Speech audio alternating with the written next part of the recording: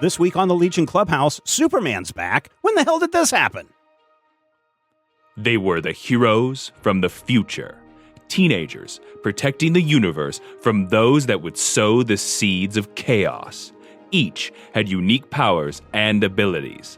And though they often had their differences, they came together to save the day as the Legion of Superheroes. Now, you can be a part of their adventures and learn the history of the future in the Legion Clubhouse. Hey, Matthew, did you hear the news today? What's that? Oh, well, I heard that the English Army had just won the war. How about if I send you this email and you can check that out? Oh, by the way, did you know that feral hogs saved my sister? And then I'm enjoying this refreshing drink. I see. Do you? Because in that rambling nonsense, this just one after another non sequitur is exactly how I felt reading both of these issues. Okay, so here's the important thing. So I'm going to let you know right up front. There's a bunch of people in the Major Spoilers Discord when I was like, so are we going to hate these next two issues or are we going to love these next two issues? And it's fairly split. So let's see. And then for those of you that are like, hey, I already won. Steven said he hated these two issues. I didn't say I hated these two issues. I said they were a jumbled mess of non sequiturs. So here is what we're looking at. Legion of Superheroes. Legion of Superheroes, Volume 4, Number 20, Venado Bay, is another Paul Levitt-style housekeeping issue. However, and it's very, very obvious at this point, it's housekeeping in not the way that Levitt's did it. Levitt's would remind us, hey, you remember we sent Invisible Kid off to Weber's World and he's still hanging out. This is literally Keith and the Bierbaums telling us things to remind us that have never actually been presented in the story. So we do start out with Earth still there, I guess, after being pounded by the explosions and the destruction. So we have the Dominators going, oh, no, we know the importance of Earth. We are Dominators. Oh, what will we do? I don't know. And we go from that and we go to Sunboy. And I told you that Sunboy is the one that blew up that stuff a couple of issues ago. And he's apparently burning himself to death. Or is he? Right. Sunboy has had a bad reaction to what is called null radiation. So when the fusion power spheres blew up last issue, you remember that list of cities? The power spheres exposed people to radiation. This is important because it's going to give a lot of people superpowers. But it's going to be a bad thing for our pal Sunboy because he is literally burning to death. His powers are out of control, blah, blah, blah, fish cakes. So that's fine. I'm down with that. And of course, the United Planets is starting to realize the Dominators are controlling Earth. And finally, the science police are turning on the United Planets, are turning on the Dominators at least, yeah. Yeah. And mysterious people. Things are under the city of Metropolis. Well, which is weird because I thought SW6 was on the moon. SW6 is under Metropolis. Okay. Yeah. Project SW6, which is good. What was the thing that was on the moon then? Just the nukes? I thought that they had something in the caverns in the moon. Project Triple Strike. The first strike was to destroy the moon. The second strike, I want to say, they turned off the third strike, and so I don't think we know what that was. But the second strike was to set off the fusion power spheres. Yeah. So Devlin, who is now dying in a canyon, is saved by mysterious someones in the shadows. Yeah. And then there's a Dominator with a diaper on his head. That's actually Pope John Dominator IV. He's the head of the Dominator Church. No, he's not, because he's got a really small dot, and we all know that the big dots are the ones that are in charge. The bigger dots are in charge, true, but he has a small dot and a big diaper. If his dot were large, it would be obscured by his diaper. I appreciate and I enjoy Keith Giffen's art. at this time period where he starts making everybody kind of blocky and thick. Lots of square jaws. And I do yeah. like that. However, one of the big problems is a lot of his characters all look alike. Am I looking at Kona, or am I looking at some girl who is under the light of the neon sign, and we find out she's a runaway? Am I looking at Amethyst? Am I looking at White Witch? Who am I looking at here? And so there's too many times, especially when, and this is one of the reasons why I think it's important that superheroes wear distinctive costumes, is that even if the artist is not good, I shouldn't say crap, but even if the artist is not very good at drawing a variety of different faces, at least if you can get the costume there, the recognizable costume there, then it forgives all things. But here we have characters that are running around, I think it's Ken Shakespeare, running around half naked in this issue. It's like, oh, well, who is that? If I'm just glancing through it, if there's not that distinctive insignia or logo or costume or whatever, then who is it? It becomes more difficult to recognize that person, especially if they're all kind of drawn somewhat similarly. Which is why when we see Superman appear, we are like, oh, instantly we know this is Superman. Also, there's Superman. Superman, remember, was fighting Dev-Em on the moon last issue. What? No, I'm sorry. Not in last issue. Superman was not fighting Dev-Em in the Legion of Superheroes number 19. I'm sorry. That did not happen. And in issue 18, he was not in issue 18 either. In fact, in issue 20 and in issue 19, there was nothing that said, hey, you want to know how all this happened? Go read Adventures of Superman. Yeah, there's nothing here either. Now, somebody did point out, and I did go back and check, at the end of Adventures of Superman, it did say, hey, you want to know what happens next? Go read Legion number 19. Legion 19, yeah. But there's nothing in the Legion books that say, hey, this is kind of a big, important point in the story. Maybe you should go check out the Adventures of Superman. And I remember being very puzzled by why Chameleon or Reap was seeing Superman and why he deleted the image of Superman and what it was really supposed to achieve. Because after the crossover, which you presume the crossover is to, the rising tide that raises all ships, but this almost feels like we're just going to disavow that crossover. I don't know. We're going to pretend that never happened. The way I read it feels weird. is that Chameleon Boy is sitting there and he understands, listen, so much of the world, well, there's two problems. Number one, so much of the world understands that Superman is a hero. Why would Superman be in our time if time travel is not possible? And why did he blow up the moon? The second thing is, Superboy never existed, but Superman did. This could also lead to a bunch of questions that we can't or don't or won't want to answer. So therefore, it's better for me to just bury it. And if everyone wants to think that the Dominators did this and that's causing uprisings all over the place, then so be it, because the ends justify the means in this case, right? Where if this means that there's going to be resistance and uprising and people are fighting the Dominators, then hiding the fact that Superman was probably responsible for the destruction of the moon, that's a small consolation or a small price we have to pay. Yeah, and in that context, it does really kind of fit the adult Legion making adult decisions. So I actually, I'm kind of okay with that now that you kind of put it in that perspective. It does make sense, but it is another of, I think there's like 7 or 8 pages in a row where it's just like, bam, this is happening with Devlin. Bam, this is happening with Celeste. Every page is a different story that you are supposed to be keeping track of. And I think we had a conversation. This may be an ongoing conversation over in the Legion Clubhouse over on the Discord server.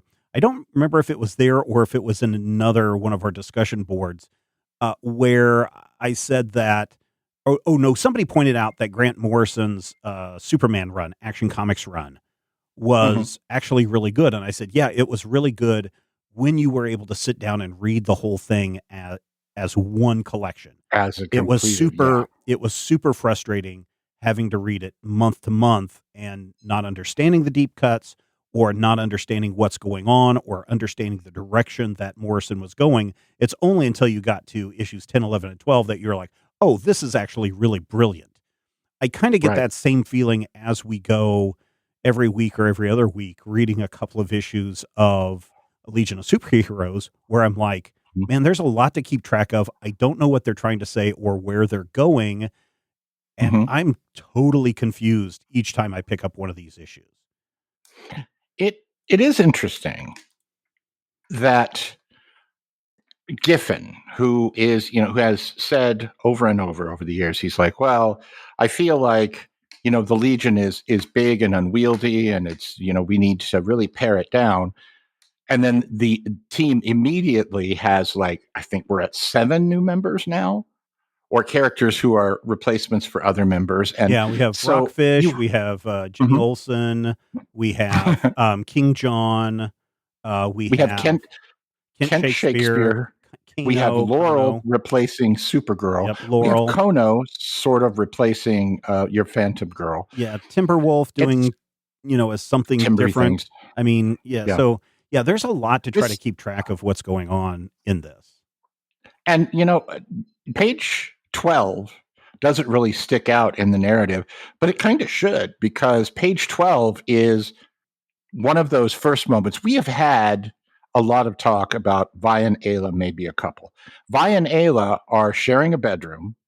Ayla is getting out of the shower. Violet is there. She's talking about her new leg, which I think is one of those. Which is one of those blind, one of those no eye guys' legs. Yeah, they literally cut the leg off a female probe. Right? That's just what creepy. are probes? It's creepy. It is. It reminds me of that episode of Next Generation where Guinan pointed out that if you just mass produce data, you could have an army of slaves. Yeah. But Vi and Ayla are clearly a couple living together in a room, sharing a bed, sharing a shower. This is a same-sex relationship depicted in comics in 1991. That's pretty. Well, hold on.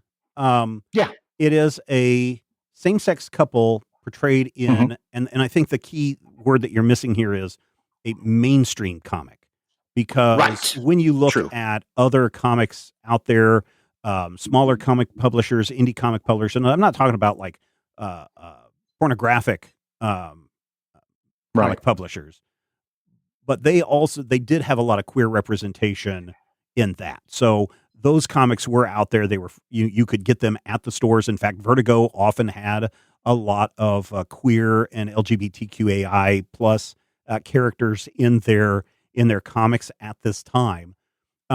So I would say that this is the first, maybe not the first time, but this is definitely DC embracing this idea of a same-sex couple in a mainstream comic. I would agree. The Vertigo imprint, by the way, doesn't start until 93. Oh, I thought it was already on by 1990.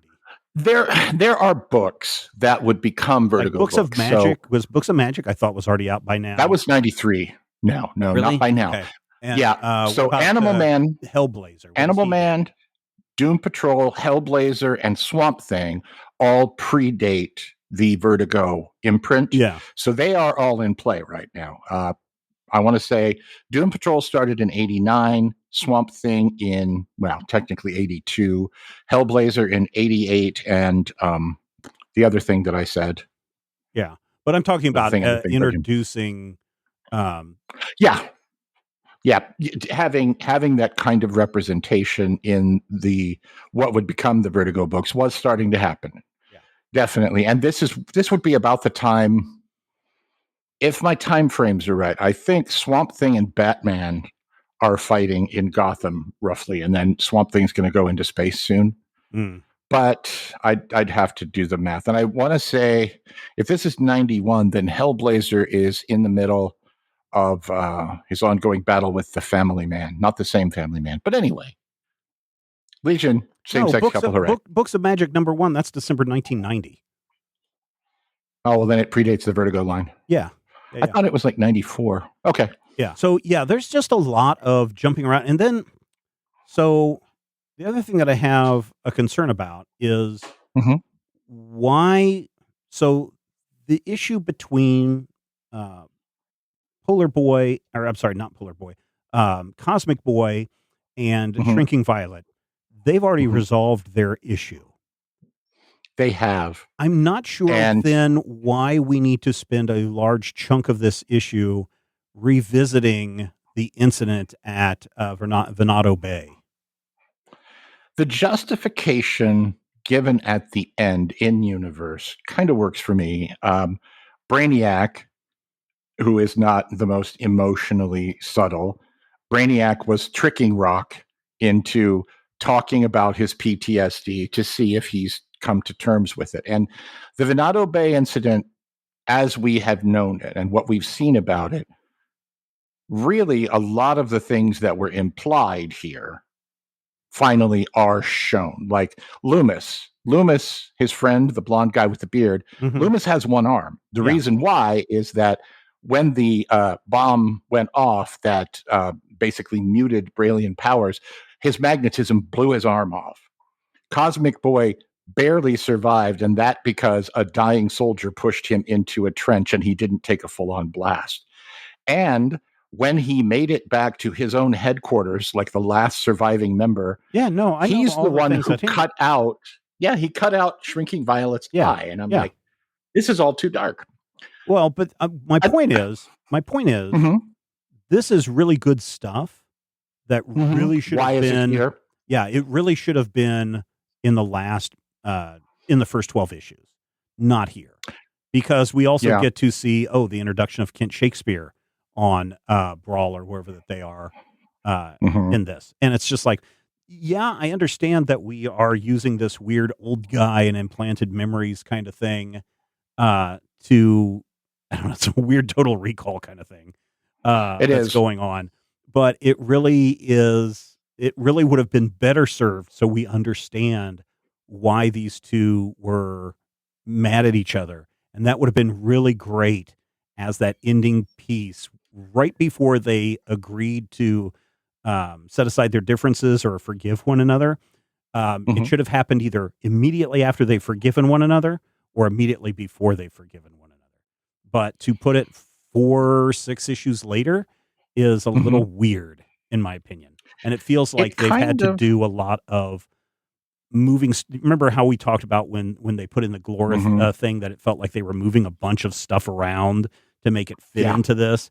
This feels like one of those pieces that it's like, yes, we'll get to this at another time when we need pages Right. to fill, and this was the time that they needed to fill pages.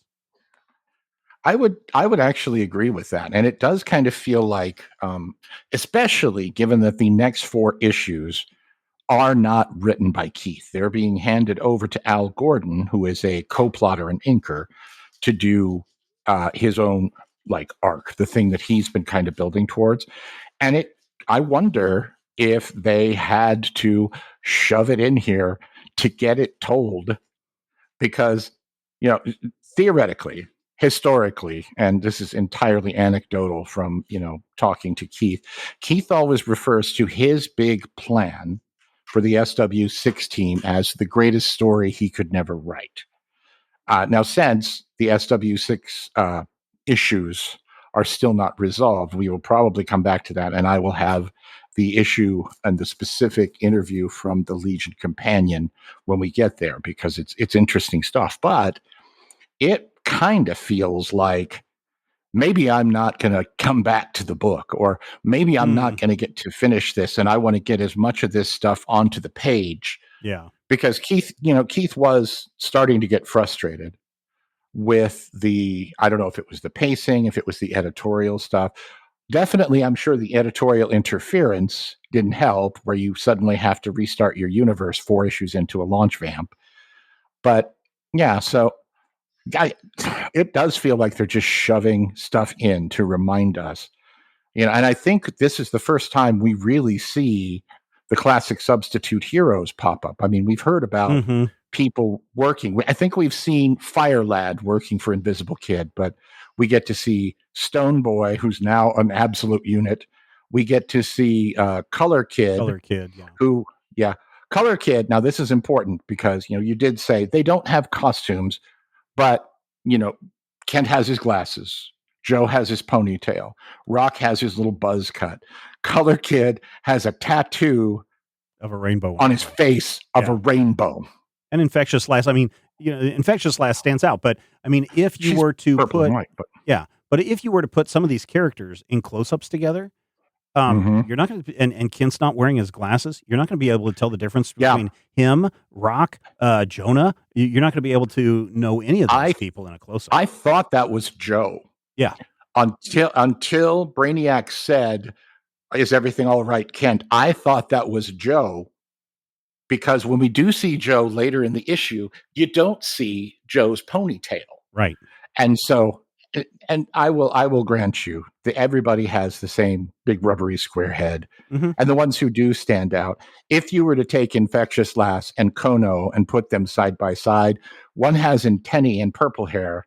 Yeah. One has yellow skin and blue hair, but they have that same head. Well, so if you go to, let me find the page here. If you go to page, I think it's 8, in the conversation with Celeste Rockfish and I don't remember who Laurel. the other, Laurel. They have the exact same hair color, the exact same facial structure. And because we don't see them full-bodied standing up next to one another, we don't know if somebody is taller than the other. And it's so easy to get them confused from panel to panel. Yep. Laurel is using her image inducer that she used in the war to pretend to be a Kundian to, for some reason, pretend to be Celeste. Yeah, it's and really weird. I don't understand. Yeah, see, this is what I'm talking about is, and especially when they keep mentioning SW6, and especially when we get into the next issue, where you've got these 2 brand new characters introduced. Well, there's actually a lot more than just 2 brand new characters introduced in this. But it does get very confusing. And I know that there are a lot of people who have spent their entire lives reading, rereading, going into depth, examining every brushstroke and pin mark on every single issue. And they know all of these things. But as a casual reader, I can't imagine people are sitting there going, wow, issue number 20 was the greatest comic ever. I will say the Venado Bay stuff is interesting. The winter, the nuclear winter setting in. The nuclear winter is horrifying. Yeah, it is it's horrifying, but also very interesting. But for the rest of this issue, I'm kind of like scratching my head going, who are these people and what is going on? There are a lot of moments here that should have been big moments. Big reveal moments. Sunboy burning to death. The birth of Garth and Imra's children. Lita, of course, Night Girl's still pregnant, so Night Girl and Kaz may have a baby. The substitute heroes are officially all badass. I mean, there's a lot going on in this issue. Violet has a blue leg. I mean, it's not all the same level of interesting, but yeah, it's stuff that I feel like could have been introduced as we went. And so here's I'm going to be honest. I blame it on the Bierbaums. I do. No, because I'm a mean person. Yeah. Okay. So people are going to just probably throw their podcast player across the room when I say this. Oh God. Brian Michael Bendis did the smartest thing in the world when he made those holographic name tags on his run of the Legion. At no point do you ever not know who anyone is because their name is always there. And even when Mark Waid starts writing the Legion here in about a year of issues or so, he also starts doing that. Every time a character appears on the screen, Pharaoh Lad, XS, Triplicate Girl, etc. So I think that's something that's really missing here. So for those of you that are like, oh, for a minute I thought that you were going to say Brian Michael Bendis' run was great. No, I didn't say that. I was just saying the brilliant thing he did was give everybody those holographic name tags so everyone knew who everyone was at all times. And he picked that up from Johns, who picked it up from Levitz, who technically stole it from Wade, and, well, not just Wade, the other guy in there, Stern. Yeah. But yes, I agree with you. I will say one thing about 20. It is an issue that feels like, when you get to the end of it, man, a whole bunch of stuff happened. Now, it's not stuff you're excited about necessarily, and it's not stuff that you come out of here going, man, that was a great build up to that moment. But it is also a lot of, ooh, ominous, ooh, what's going to happen? Oh, wow, ooh, I hope they don't blow up anything else. No other celestial bodies in our solar system are going to explode, I hope. But yeah, it's. I'm not saying that Devlin got superpowers in this issue. I'm not saying he didn't. I'm just Which saying. one's Devlin? Devlin is the one that you keep calling Jimmy Olsen. Oh, okay. Devlin Orion. He's an Irish sort of reporter. Yeah, they should just call him Jimmy Olsen. Well, eventually he does get a code name. He was going to be called Reflecto, but they decided, no, we're not going to do that. Yeah. Remember, when we talked about issue 12, if we look at the 4-page pull-out poster of what the Legion was expected to look like in issue 12, Devlin is in there. Celeste is in there. A couple of other characters are in there as meaningful members of the Legion, including Ivy, the little girl from Quarantine, who at the beginning of this issue is telling the scientists, your cactuses talk a lot. Or maybe it's next issue. It's next issue. Yeah. Forget I said that. Pick it up then.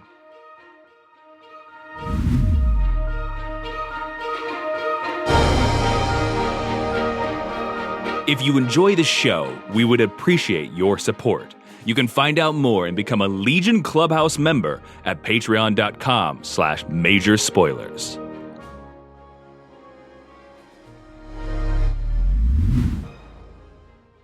Okay, issue 21 starts off with 2 runaways. Mm-hmm.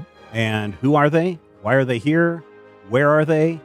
No one knows. This is the first appearance of Aria Campbell. Aria Campbell is Aria Campbell? The Aria Campbell?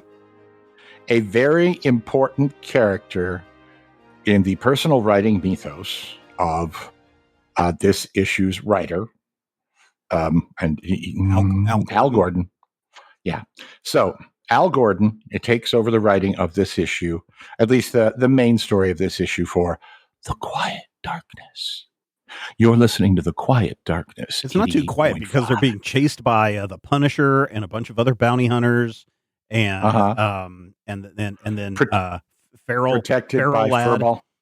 I think they shouldn't call him. It shouldn't be Feral Lad, but Feral Lad. Feral Lad. You have to be able to pronounce. That last Feral. Feral Lad. It's tough. Yeah. So Feral Lad is funny. That guy's the Punisher, right? I mean, he's literally dressed like the Punisher, except for the skull on his shirt. He's got white something on a black shirt, and he's got his sleeves cut off, and he's covered with pouches. We know he's not a Rob Liefeld character, but he's probably pretty close. It's the Punisher. I don't want to be mean, but I kind of don't care. I mean, he's a nobody character, right? I mean, he has no meaningful role in this except to say, hey, here are these two, and this is the creepy part, which it really bothers me. Here are these 2 young girls that we have been tasked with hunting down. They do look like they are younger than 16. And then he and his buddies are like, do we rape them? And it's like, well, we got to bring this one back, but the blonde, yeah, let's go ahead and rape her. And it's like, whoa, no way, dude. This isn't a comic book. And then, and Furball comes in and he's like, Furball, blah, blah, blah, blah. Now, I understand. So I think that implied rape moment, and it's not implied because they literally say we are going to have our way with the blonde-haired girl. I believe that this is, in quotes, acceptable because Frank Miller did it in The Dark Knight Returns, right? When you had Carrie Kelly going to the arcade because she's trying to track down Batman, and then the Nazi punks, before they became Batman punks, come in and they're like, oh, let's fool around with this girl, and then Batman comes and saves her life. I think that's why this kind of rape stuff gets a pass in the 1980s and 1990s. It definitely seems to be in there as justification for Timberwolf. But spoilers, I guess. I mean, no, we've already said Furball it was. slash Timberwolf. We've already known it's Timberwolf. Right. So Timberwolf, as a human being, was a relatively principled hero who didn't like to kill. When Feral Lad, see, Yeah, see, you can't swallow it. You can't do Feral it. Lad. When Feral Lad kicks in and he kills the D word out of all Oh of these yeah, people. no, these rips people are them to shreds. definitely undead, definitely absolutely. unalived. They've been Blood unalived. flying everywhere, horrible squishing and ripping and tearing, and You got to leave one alive, though. think- You got to leave one alive as a warning to the rest. I think that we are supposed to take away from this that Furball can be a murderous creature, but he's also sweet and kind and protective of Arya and Laurie. Yeah. Which, by the way, are the girls' names. And I think it's supposed to be kind of like, a girl and her dog kind of story, which, well, I get it.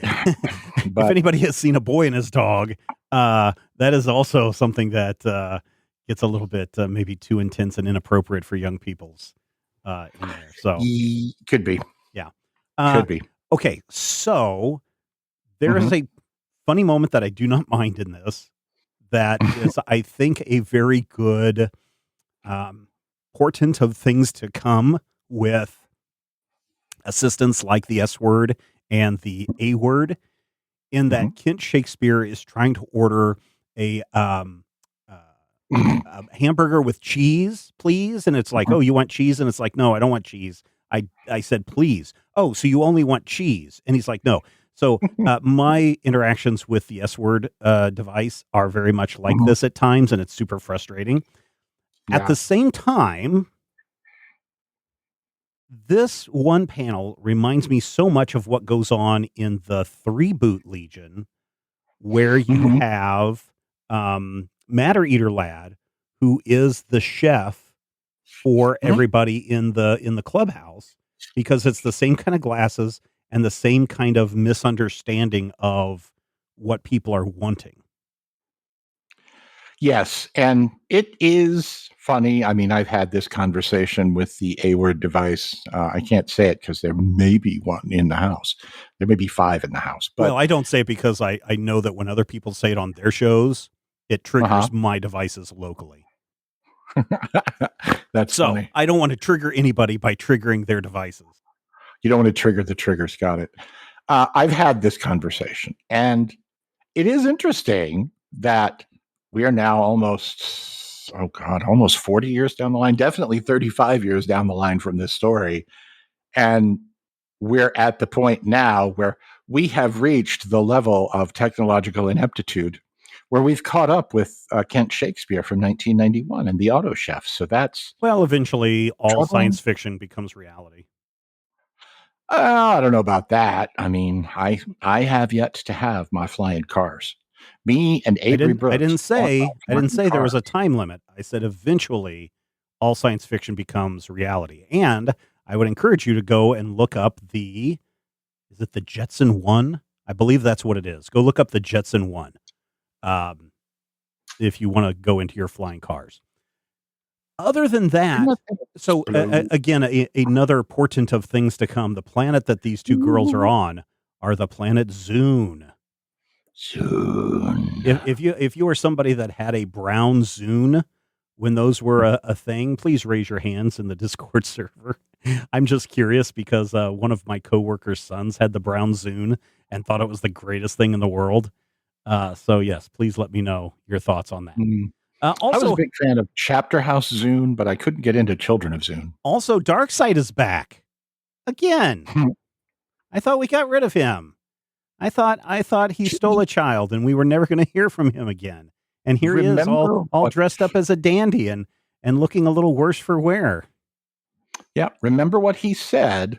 Apparently, 11 years ago in story, he told Saturn Girl that his curse was upon her family. A curse upon you, he said, and that, of course, was their son Validus, now known as Garridan, with the Validus plague. But I do find it interesting that Galactus seems to be having a Midian crisis here because he's all like, everything is meaningless. All the planning is destroyed. What? Just because one little girl. It's just so weird to just have It him is. walking around just being like, I've mellowed out over the last couple of centuries. I used to, take on the greatest superheroes of the world, and now none of those exist anymore. So, I'm just hanging out in my fancy suit with my blue robot butlers. Yeah, it's just weird. And I think too soon. And I know when I say too soon, it's just like, oh no, this was like 25, 30 issues ago, 50 issues ago, the last time Darkseid appeared. And I'm still saying it's too soon. I kind of like this conceptually. I like the idea of an immortal getting sick of being immortal. I mean, he has this question where he's basically like, is this loneliness? He's looking at the butterfly and he's like, is this loneliness? It really is like, I've kind of lost all my will to live. It's almost like that one episode where Superman gets blasted into the future and he meets Vandal Savage. And instead of being enemies, Vandal Savage is just begging Superman to help him solve the time travel problem so that Superman can go back and prevent Vandal Savage from killing everybody, his past self from killing everybody because he's so lonely and bored. And the episode ends with Superman going back and Vandal Savage just sitting down in an empty space. And then all of a sudden, all these people start fading in and he gets this smile on his face again. That's kind of how I feel like Darkseid is here. He's just like lost his will to live. He has. And, he's talking about how all of his children were a disappointment and these things have happened in the universe. It just, bibbidi bobbidi. Again, if it weren't for the fact that it's Darkseid and the fact that in story, it has been literally less than a decade, and that's taking into account a 5-year time jump since we last saw him full on fighting the Legion, like by himself. I feel like the concept here it could have legs. The immortal at the end of his life, he's tired. What gives life meaning? The end of life gives it meaning. Can you truly achieve anything if there's never a point where you can sit back and just appraise what you've done? And being an immortal, you're 1,000,000 scramtillion years old. He's dead. New Genesis is dead. All of his children are dead. He's just wandering around. Who's in the green tank? His skirt. No, he's not wearing a miniskirt. He's wearing pants. Well, there's a miniskirt. That's the other thing that is problematic. He's literally wearing pants. Darkseid does not wear pants. He wears a miniskirt. The boy in the tank is Arya's brother. Oh, okay. And we only know that because the chief scientist, Francis, says, my son is doing well, but we need to recapture our daughter. And Darkseid calls it our attempts to save her.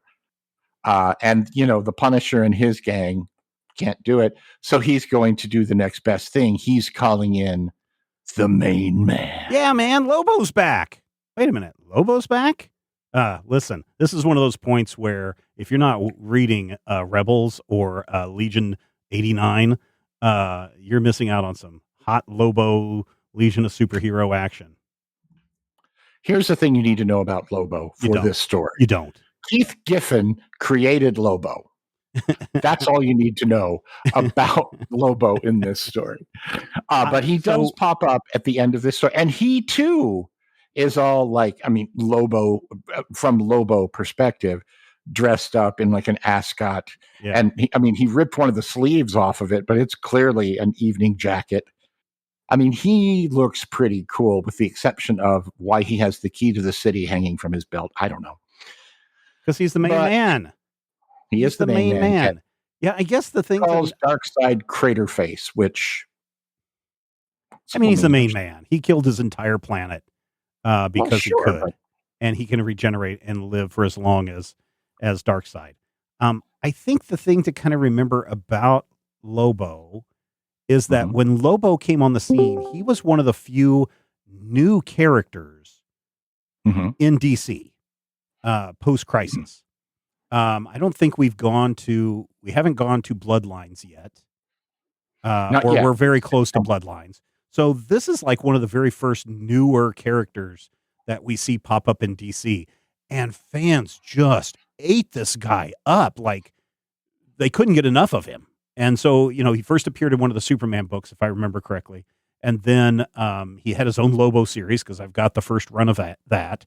Then he was in, like I said, he was in, was it Legion or Rebels, whatever, one of those two books. Yeah, Legion.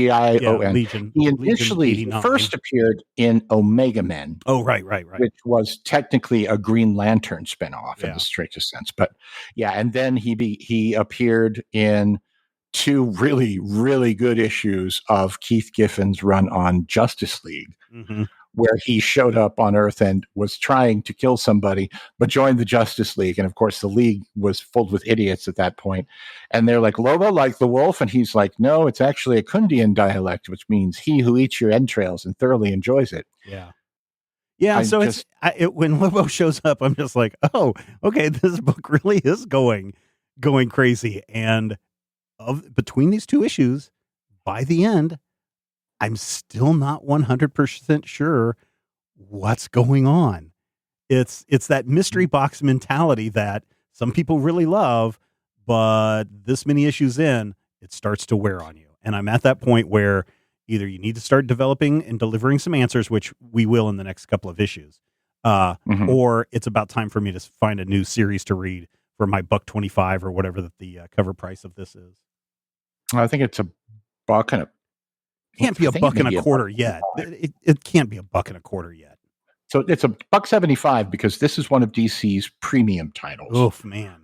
This is one of the big ones. So $1.75. This is probably why I was not reading it, because it did not catch me right away. And I was like, well, I can spend my money on something else. There's like 15 different Batman titles I can choose from. Could be. Yeah. So I like these sudden appearances in these issues. I like that we start to see some maybe movement on the SW6 stuff. Atmos is back briefly for a minute. He's murdered. Is it implied that they have cloned him? That the Dominators have cloned him? No. What we're seeing is actually the test run for the Biological Intelligence Organic Nexus, or BION unit. And they literally bring him back for a page or 2 to kill him. To what end? Which is what he deserves. To prove how powerful the BION is. Remember. So what is the BION? Even though the BION, we'll get there. So he's like the Amazo. Organic Nexus. Shh. Think composite Superman, only I'd rather not. modern. Okay. But it's cool. Okay. I just was wondering why Atmos suddenly appears. Because if you go to the previous page, they're talking about cloning stuff. And then you get to this thing about, hey, our challenger is this. And I was like, did they clone Atmos and they're using his bits? Because that would make a lot more sense to what's coming up. They stole. So if you look at the top of page 20, you can see Brainiac's custom computo unit, the one that looked like Validus, being disassembled. The BION unit is powered by the computo matrix. So they use that word. Computo. If there was one thing that was the worst thing that happened to DC, is the introduction of Supergirl Matrix. Ugh. Dude, don't. There's so much worse. No. There were 5 issues of Batman that were the same comic, except in 5 different but they weren't colors. But they weren't $1.75. They were $2.25. Yeah, but Legends of the Dark Knight was still the best. They never should have canceled that title. I feel like I'm talking to Triplicate Girl. And then we have some backroom dealings between not Ivo, he's a different guy. Between Universo and the Mouth Guy, and then the Dark Circle looking on. And very important, we do get a page where we see Devlin Orion. Devlin Orion is under Metropolis in the sewers, and he looks up and he says, "Oh, ma'am, It looks like your leg is all better. Yeah. That sure is good that you got your leg fixed. Yeah. What That's why I could said that we that had some mean? movement on the SW6 stuff. So, yeah, there you go. That wraps it up for this installment of the Legion Clubhouse. Thank you so much for downloading and checking us out. Really love all the discussions over on the Discord server. Join the Major Spoilers Discord server for free. There's a link in the show notes. You can jump into the Legion Clubhouse channel and you can tell us where we're wrong. You could add in additional information, which I always prefer people adding in additional information as opposed to you guys were wrong on this part and then never filling it in. So always be helpful when you come into our Discord server. It's full of really, really wonderful, wonderful people. Next time on the Legion Clubhouse, the fate of Timberwolf revealed again? The Legion Clubhouse is a production of Major Spoilers Entertainment, LLC, and is produced by Steven Schleicher. Your hosts were Matthew Peterson and Steven Schleicher. You can follow Matthew at Mighty King Cobra and Steven at Major Spoilers. You can follow this podcast on Twitter at Legion Clubhouse. If you have questions or comments, send them to podcast@majorspoilers.com. I'm Jason Inman. Until next time, eat it, Grandpa. This podcast is copyright 2024 by Major Spoilers Entertainment, LLC.